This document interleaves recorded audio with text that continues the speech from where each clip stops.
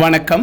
கலியுக வரதனான வடபழனி ஆண்டவர் திருக்கோவில் சென்னையில் உள்ள வடபழனியில் அமைந்துள்ளது. திருமண தடை விலகவும் குழந்தை பேறு பெறவும் இத்தலத்து முருகனை உளமாற வழிபடுகின்றனர். இவரை வழிபட குடும்பத்தில் ஐஸ்வர்யம் பெருகும், வியாபார விருத்தி அடையும் என்பது நம்பிக்கை. தென்பழனிக்கு செல்ல முடியாதவர்கள் வடபழனிக்கு வந்து தங்கள் குறைகளை சொல்லியும் நேர்த்தி கடன்களை நிறைவேற்றியும் செல்கின்றனர். மூலவர் பெயர் வடபழனி ஆண்டவர். வள்ளி தெய்வானைக்கு தனித்தனி சன்னதிகள் உள்ளன. தலவிருட்சம் அத்திமரம், தீர்த்தம் குக புஷ்கரணி. தல சிறப்பு: இத்தலத்தில் பாதரட்சியுடன் காலணிகளுடன் முருகன் அருள் பாலிப்பது தனி சிறப்பாகும். செவ்வாய்க்கென்று அங்காரகன் சன்னதி இத்தலத்தில் தனி சன்னதியாக இருப்பது கூடுதல் சிறப்பாகும். பழனிக்கு செல்ல முடியாத பக்தர்கள் இத்தல ஆண்டவரை வழிபடுகின்றனர். முருகப்பெருமான் தாமரை பீடத்தின் மீது இருப்பது போன்றும் வலது பாதத்தை முன் வைத்திருப்பது போன்றும் அமைந்துள்ளது. இங்கு தினமும் தங்கத்தேர் இழுக்கப்படுகிறது. ராஜகோபுரம் 72 அடி உயரத்தில் அமைந்துள்ளது. சாதுக்கள் பிரதிஷ்டை செய்த தலமாததால் இத்தலத்து இறைவனை வணங்குவது மிகவும் சிறப்பு. இக்கோவிலில் பல தெய்வங்களுக்கு தனி சன்னதிகள் உள்ளன. வரசித்தி விநாயகர், சொக்கநாதர், மீனாட்சி அம்மன், காளி, பைரவர், மகாலட்சுமி, வள்ளி தேவசேனா சமேத சண்முகர் சன்னதிகளும் உள்ளன. இக்கோவிலின் முன் ராஜகோபுரத்தில் கந்தபுராண காட்சிகள் வண்ணமயமாக விளக்கப்பட்டுள்ளன. இங்கு முக்கியமாக நேர்த்திக்கடன் முடிக்காணிக்கையாகும். அத்துடன் வேல் காணிக்கையும் செலுத்தப்படுகிறது. 1890ஆம் ஆண்டு எளிய ஓலைக்கூரை கொட்டகையுடன் இக்கோவில் கட்டப்பட்டது. இக்கோவிலின் தலபுராணத்தில் முருக பக்தரான அண்ணாசாமி நாயக்கர் என்பவர் முதலில் இருந்த கொட்டகையை அவரின் சொந்த வழிபாட்டிற்காக அமைத்தார் என்றும் அங்கு தென்பழனி முருகனின் வண்ணப்படத்தை வைத்து வழிபட்டார் என்றும் குறிப்பிடப்பட்டுள்ளது.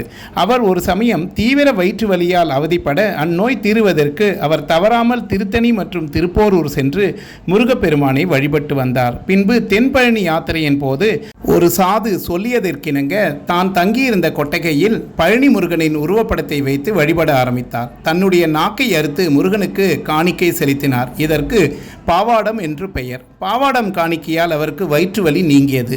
அண்ணாசாமி தம்பிரானுக்கு தனி சன்னதி கோவில் நுழையும் போதே வலதுபுறத்தில் உள்ளது. அவருக்கு பின் அவருடைய சீடரான ரத்தனசாமி செட்டியார் என்பவரால் 1865ஆம் ஆண்டு தென்பழியில் உள்ளது போல சிலை செய்து கோவில் கட்டப்பட்டது. இவரும் அண்ணாசாமி தம்பிரான் போல பாவாடம் தரித்து குறி சொல்லும் ஆற்றலை பெற்றார். ரத்தினசாமி தம்பிரானின் சீடரான பாக்கியலிங்க தம்பிரான் காலத்தில் கர்ப்பகிரகம், உட்பிரகாரம் மற்றும் கருங்கல் மண்டபம் போன்றவை கட்டப்பட்டன. இந்த 3 தம்பிரான்கள் சமாதியும் நெற்குன்றம் போகும் வழியில் அமைந்துள்ளது. இந்த 3 சித்தர்களுக்கும் ஆலயம் அமைக்கப்பட்டு பௌர்ணமி பூஜை மற்றும் குரு பூஜை போன்றவை சிறப்பாக நடைபெறுகிறது. இங்கு தமிழ் மாதம் 12லும் விழாக்கள் நடைபெறுகின்றன. வைகாசி விசாக திருவிழா 11 நாட்கள் சிறப்பாக கொண்டாடப்படுகிறது. ஐப்பசி மாதத்தில் 6 நாட்கள். கந்தசஷ்டி விழா சூரசம்ஹாரத்துடன் மிக சிறப்பாக நடைபெறுகிறது. 6 நாட்களும் முருகப்பெருமானுக்கு லட்சார்ச்சனை நடைபெறுகிறது. சென்னையில் உள்ள பிரம்மாண்டமான முருகன் கோவில் இது. தனது அசைக்க முடியாத பக்திக்கு சான்றாக அண்ணாசாமி நாயக்கரால் உருவாக்கப்பட்ட இந்த புனித தலம் 150 ஆண்டுகளுக்கு மேலாக தொலைதூரத்திலிருந்தும் பக்தர்களையும் யாத்திரிகளையும் ஈர்த்து நிற்கிறது. நுணுக்கமான சிற்பங்கள் மற்றும் கலைப்படைப்புகளால் அலங்கரிக்கப்பட்ட கோவிலின் பிரம்மாண்ட கட்டிடக்கலை கண்டு வியந்து போவோம் நாங்கள். இந்த தோற்றம் ஒரு சிறிய குடிசையில்தான் தொடங்கியது.